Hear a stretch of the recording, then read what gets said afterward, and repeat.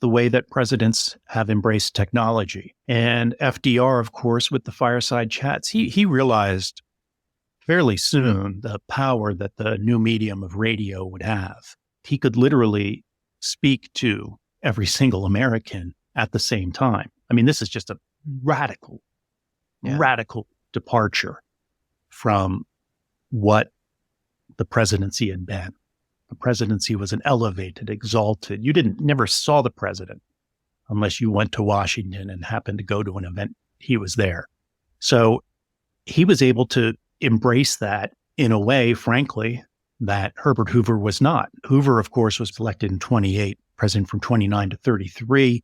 Stock market crashes in 29.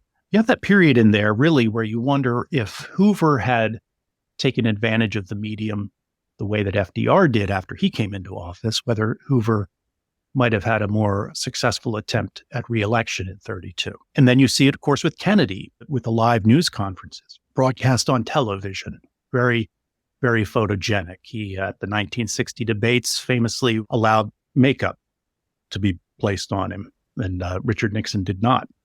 And everybody could see Nixon sweating. These are shallow things, but they're things that the people who apprehended them, who understood them, were able to exploit, frankly, to their political advantage. And I think you saw that with President Trump and Twitter, and appreciating the fact in social media that he could speak unfiltered.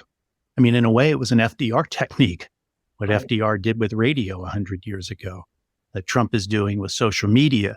It's unmediated, his interaction. He just puts it out there.